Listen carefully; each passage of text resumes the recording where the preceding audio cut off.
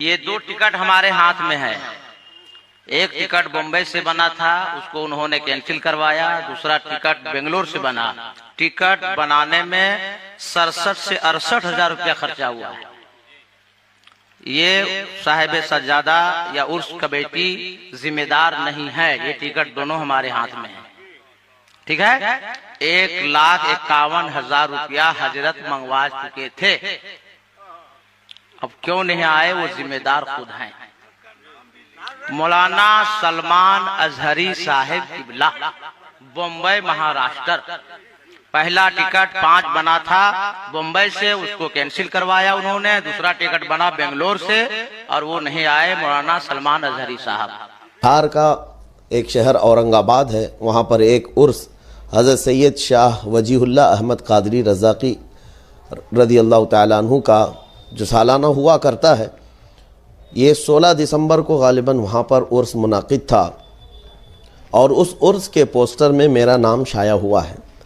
اس کو لے کر آج سوشل میڈیا میں ایک بہت ہی گھٹیا قسم سے میرے متعلق تہمت اور ایک بہت ہی بڑی بہتان تراشی کی گئی ہے اور مجھ پر ایک جھوٹا الزام لگا کر وائرل کیا جا رہا ہے. اس کی حقیقت میں آپ کے سامنے آج رکھتا ہوں. 16 دسمبر کو آلریڈی ہم نے کئی مہینوں پہلے بنگلور میں پروگرام دیا ہوا تھا. بنگلور کی قادریہ مسجد عیدگاہ قدس صاحب میں 16 دسمبر کو ہمارا پروگرام طے تھا. اس کے علاوہ میں کرناٹک آنا ضروری تھا میرا، اس لیے کہ میرے گھر میں شادی تھی 16 دسمبر کو ہی. ٹھیک 9 دسمبر یا 8 دسمبر کی تاریخ تھی، میں بہار میں موجود تھا. یہ پوسٹر میرے پاس آیا جس کو ابھی آپ کے ویڈیو میں شیئر کر دیا جائے گا. یہ بہار کا. بنگلور والوں نے مجھے یہ پوسٹر بھیجا، کہا کہ حضرت آپ نے 16 دسمبر ہمیں تاریخ دی ہے اور 16 دسمبر کا ہی ایک پوسٹر بہار میں بھی وائرل چل رہا ہے. تو پہلی بات میں نے دیکھا، پہلی نظر میں شوق ہوا کہ یہ تاریخ تو ہم نے کسی کو دی نہیں دوسرے کو. پھر میں نے رابطہ کیا اپنی آفس پہ. جو ذمہ دار ہیں صرف 2 ہی حضرات ہماری تاریخ دیکھا کرتے ہیں، ایک اویس ملا اور ایک رضا قریشی. ان سے میں نے رابطہ کر کے پوچھا تو انہوں نے منع کر دیا کہ بہار میں کوئی جلسہ اس تاریخ کو نہیں دیا گیا ہے.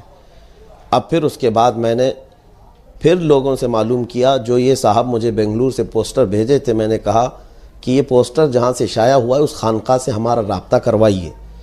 تو اس خانقاہ کے جو صاحب سجادہ ہیں ضیاء قادری صاحب ادام اللہ اقبالہ اور غالباً یا صبا صاحب ہیں، ان کا نمبر بھیجا گیا.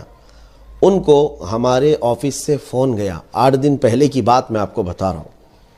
8 دن پہلے اس جلسے کے فون گیا ان کو اور بتایا گیا کہ یہ جلسہ آپ کو دیا نہیں گیا، آپ نے پوسٹر میں کیسے نام شائع کیا.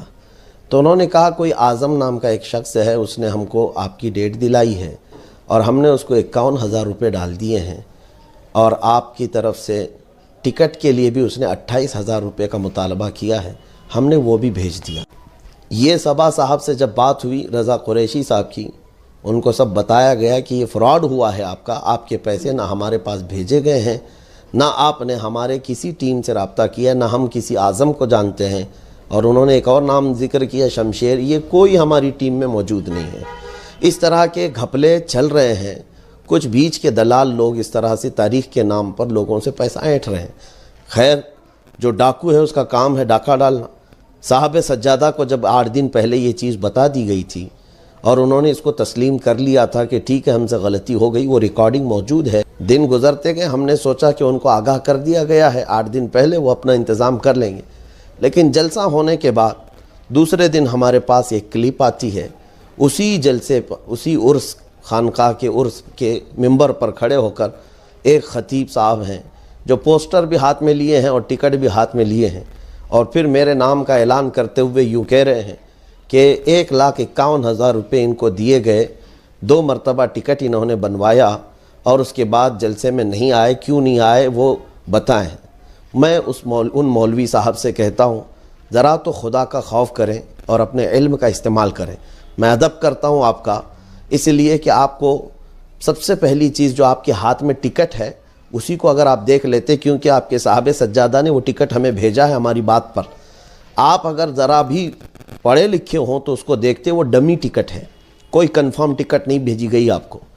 آپ کو اسی وقت اندازہ ہو جانا چاہیے تھا گو آئی بی بو یا کسی ایپ سے کسی نے بکنگ مار کر اور لاسٹ آنے تک اس پر لکھا ہوا ہے پے ناؤ، یعنی پیسہ ابھی آپ کو بھرنا ہے، وہاں تک کا اسکرین شاٹ لے کر اس کا پرنٹ آؤٹ آپ کو بھیجا گیا اور آپ اس کو